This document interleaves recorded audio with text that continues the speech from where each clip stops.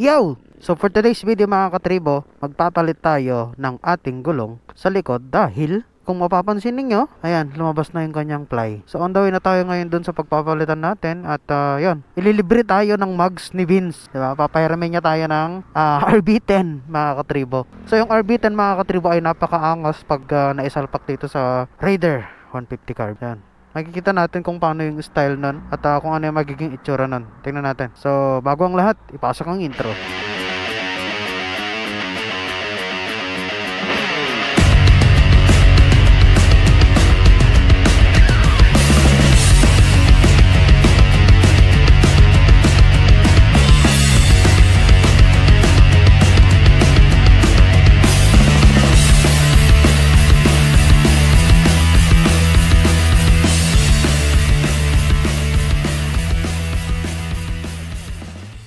Yun. So ito, andito na tayo ngayon sa San Carlos ngayon mga katribo. Dito ka na-start yung vlog kasi nagka-problema ako kanina. Hindi ko alam kung ano nangyari. Sa clutch yata. So yun, parang namamatay siya na ewan. Pero ngayon, on the way na tayo ngayon dun sa kila Vince.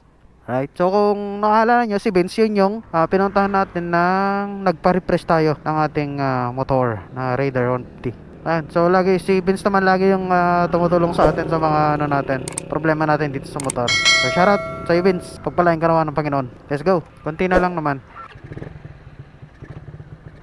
Yung clutch in-adjust ko na kanina. Alam mo yun, parang kasi siyang namamatay na ewan.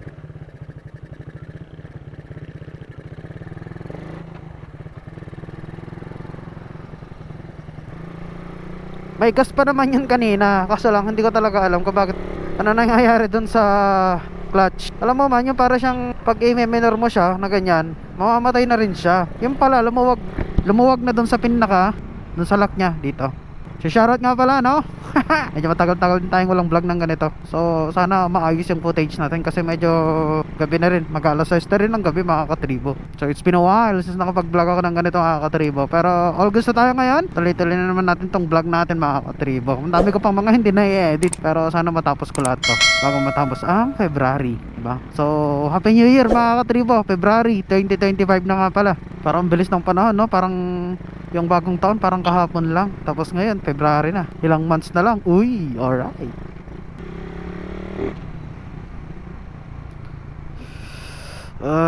Nga pala ngayon din pa nga pala gaganapin yung Pangasinan Sprint version 4 mga katribo. Mamaya manunod tayo doon. Pero separate vlog yun mga katribo. Sa Facebook natin yun gagawin. Pero itong vlog natin dito ngayon is yung tungkol dun sa pagpapalit natin ng gulong. At yung pagpapahiram sa atin ni Vince ng RB10.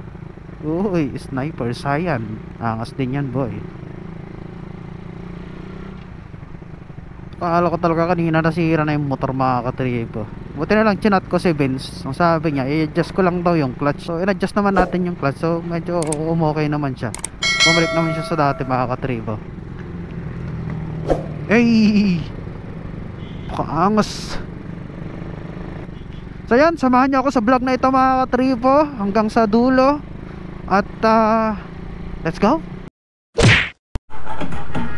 Ayos to.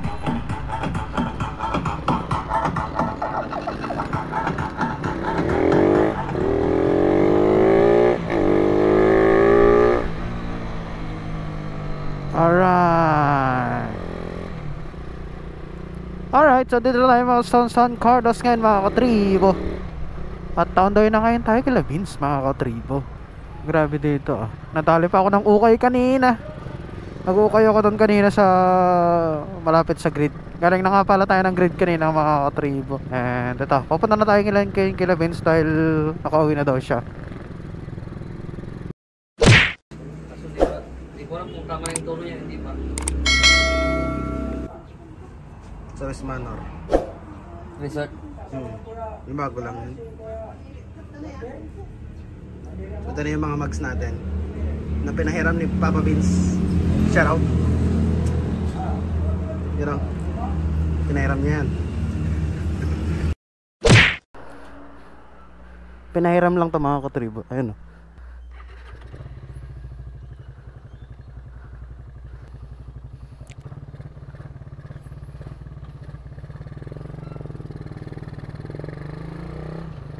Let's go.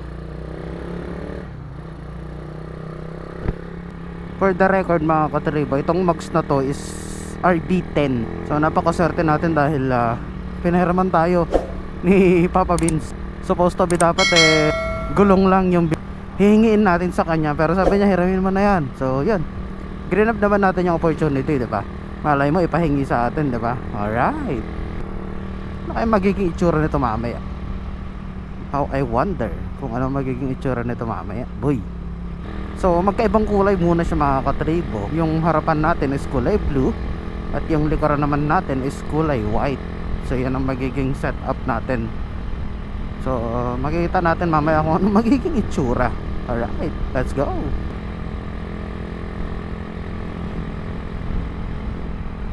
So shoutout nga pala kay commander natin, ano, dahil pinayagan niya tayo. Saan boy?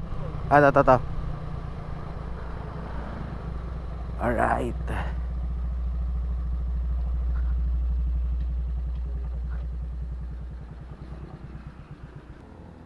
Sarado yata sila.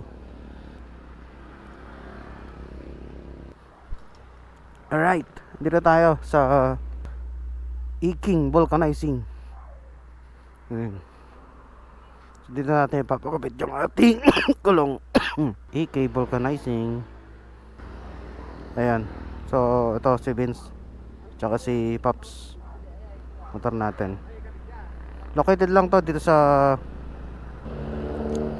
Magtaking sa San Carlos mga katribo. Alright, so yun ang gagawa. Yun yung gulong natin. Alright. So sarado pa yata sila.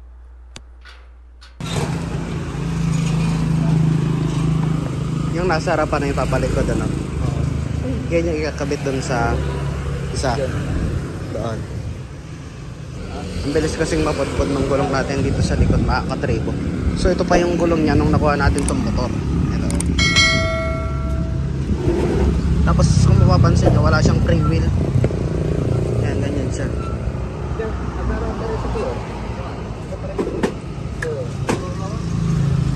Alright, so dito nga mga katribo ay umpisa nang binabaklas yung ating gulong sa may harapan. So makikita nyo naka big tires tayo mga katribo. Alright mga katribo, so dito nga ay tinatanggal muna yung ating unang gulong dahil ito yung unang babaklasin na gulong at yung gulong natin na nasa harapan ay dadalhin dun sa likod. Alright mga katribo, so kung mapapansin ninyo ay kulay blue nga yung nasa harapan natin na RB10 mga katribo. Hiram lang to mga katribo, disclaimer lang. So, ayan, tinatanggal na muna at tingnan natin kung ano magiging resulta nito mamaya mga katribo. Alright mga katribo, so ito nga, kapag nga pala nagkakabit kayo ng RB10 ay plug and play lamang ito sa Rider 150 Carb at sa Rider 150 Fi. So, kung maglalagay nga kayo ng RB10 mga katribo, so kailangan nyo lang tanggalin yung rotor disc, pati yung mga axle at saka yung spacer dito mga katribo. Pati nga pala yung pit ng mga katribo, so pwede rin dito sa RB10. So kung tutuusin talaga, para ka lang din nagpalit ng mags, pero parang stock lang din yung mags mo, pero so mas maangkas nga lang na porpito. Alright mga katribo, so kung mapapansin ninyo ay medyo babagay naman yung kulay blue na mags dito sa red na Rider 150 Carb natin mga katribo. Pero balak ko talaga dyan, pipinturahan ko siya ng white. Pero later on talagang pipinturahan ko talaga siya ng white mga katribo dahil white nga yung nasa likod. So itong shop nga pala napuntahan natin mga katribo ay vlogger din yata dahil habang ginagawa niya yung ating motor, ito nga si kuya, ay nagpapakuran siya ng video sa kanyang anak. So malamang sa lamang nito, nagbablog rin to or nagre-reels din. Kaya tinatanggal na yung yung gulong sa harapan. May persila to sa persila. Opo.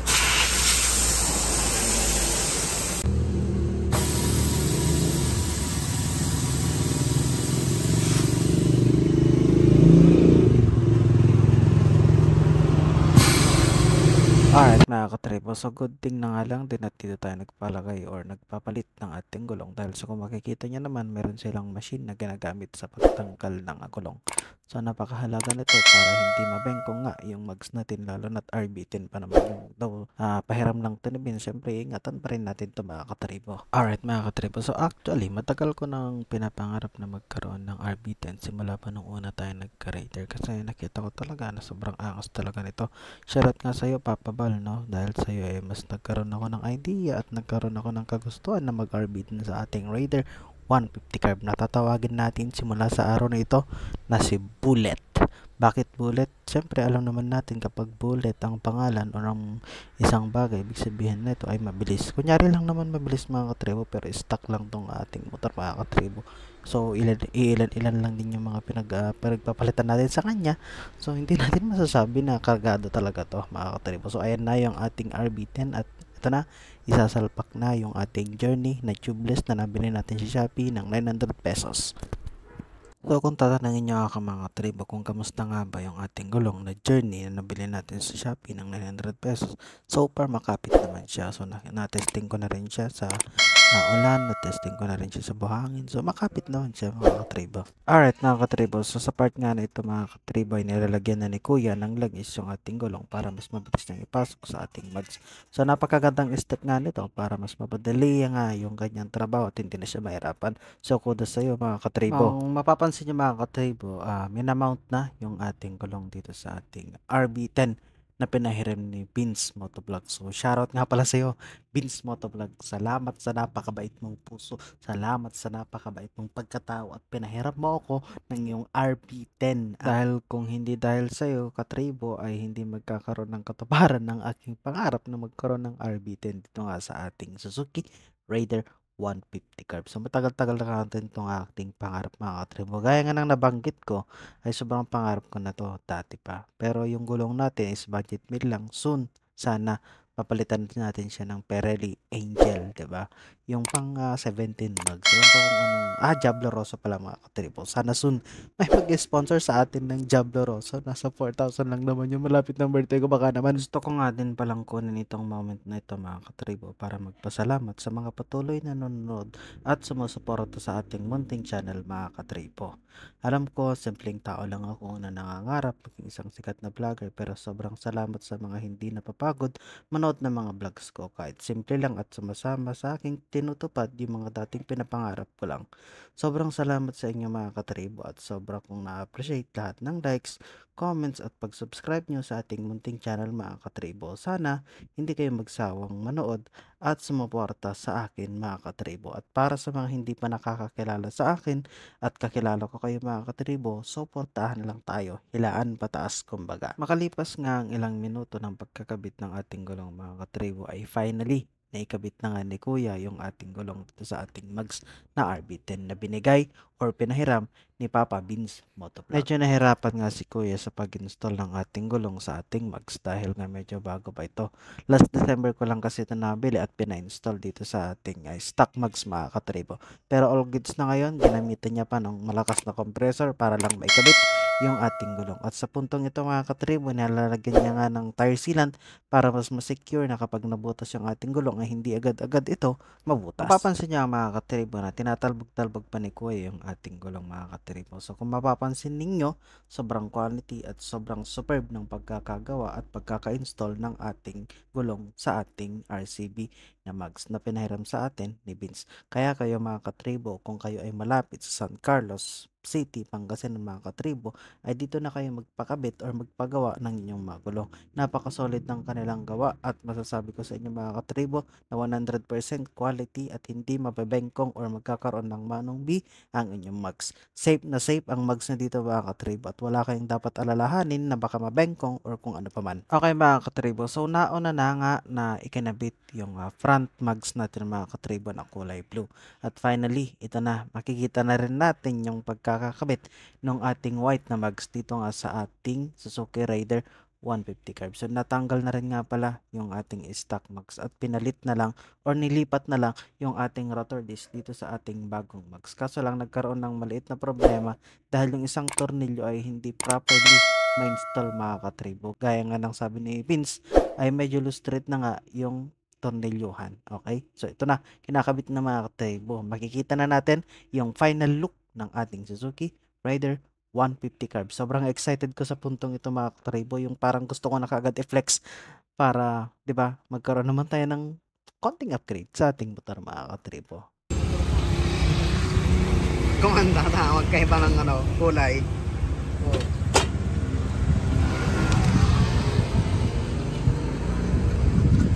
Alright mga katribo, so kung mapapansin nyo nga ay magkaiba nga yung kulay ng ating RP10 mga katribo. Pero sa nakikita ko naman, medyo okay naman yung combination ng white at saka blue mags. Kaya nga nang sabi ni Papa Bal, kapag magkaiba daw yung kulay ng mags, ibig sabihin racer or mabilis yung motor. Free wheel check, free wheel check.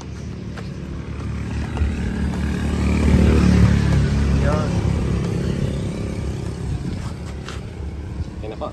Alright mga katribo, so ito nga yung final look ng ating Suzuki Raider 150 Carb. So oras na para masubukan ito sa daan kung ano nga bang pinagbago sa performance nito. Patag ako sir ha. Pag i-vlog nyo ha. Tutag ko yung page nyo. Gwapo ba boy? Guwapo.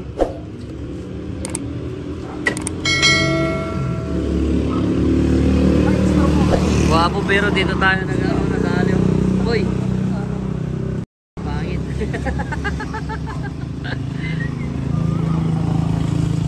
Angas na motor ni Aero, no? Ito na yung itsura ng ating Raider. Puti sa harapan tapos blue sa likod. Ayan. I-rolling natin. Bibidyohan tayo ni Vince Motovlog.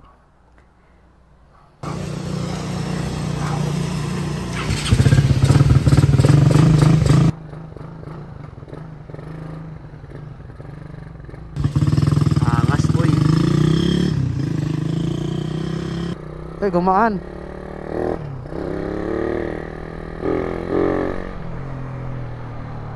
Gumaan yung feeling.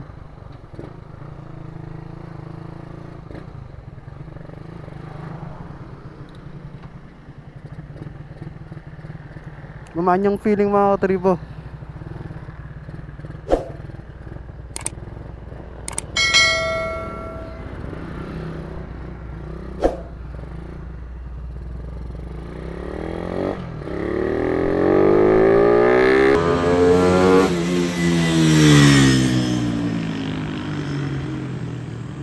Kulit din to eh. Sabi ko rolling binanatan.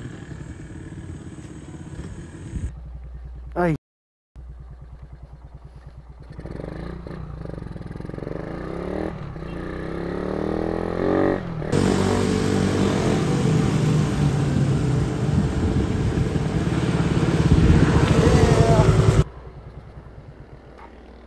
Yung ano, tornilyo.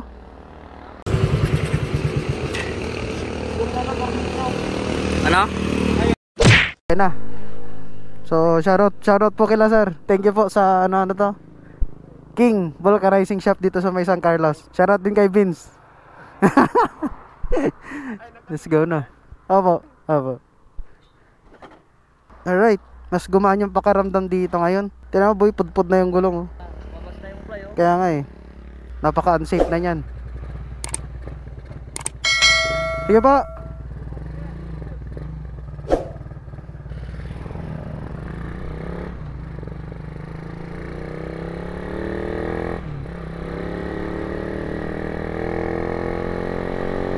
Mas gumaan siya, men. Napakaramdam ko, mas gumaan siya. Siguro dahil na rin sa size ng gulong, dahil 80-90 sa harapan tapos 90-80 sa likod. So medyo okay din yung combination niya. Halos same lang. Kaya goods na goods din yung setup natin ngayon mga katribo. So shoutout nga pala sa nagpahiram ng mugs natin, Vince Motovlog. Alright. Tapos shoutout din dun sa ano, sa King Vulcanizing Shop dito sa may Magta King. Hindi, Turak, Magta King, ewan ko. Basta dito sa may San Carlos, going to Turak.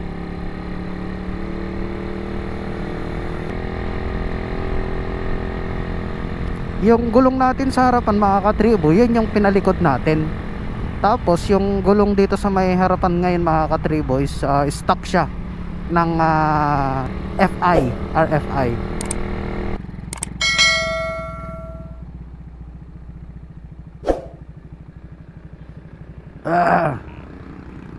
Alright. Mas gumaan talaga yung pakiramdam ko dito mga katribo. Ewan ko ba, mas gumaan siya. At tayo ay uuwi na rin mga katribo.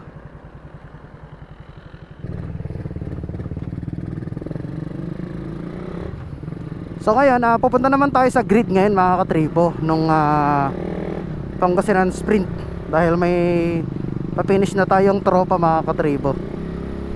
Ano ba? Oo, sa ba? Sa round 11 na rin. Wala. So, yan. Ang una ko na feel dito sa motor natin ngayon mga katribo na nagpalit tayo ng RB10 is yung pagiging magaan niya mga katribo. Tapos siguro gawa na rin ng gulong mga katribo dahil syempre nagpalit na rin tayo ng gulong. Hindi na tayo naka big tires ngayon dahil pudpud na yung ating gulong mga katribo. So no chance na rin talaga na ano tayo. So yan, dito ko na rin siguro tatapusin yung vlog mga katribo dahil separate naman yung vlog natin dun sa Pangasinan Spring. So yan, like, share, subscribe mga katribo kapag hindi pa kayo nakapag-subscribe sa ating channel. At shoutout nga pala Vince Motovlog at sa vulcanizing shop na pinuntahan natin kanina. So yan, so shoutout Vince Motovlog sa pagpapahiram ng RB10. At iingatan ko to mga katribo. Let's go! Kita-kits na tayo sa susunod na vlog mga katribo. Alright.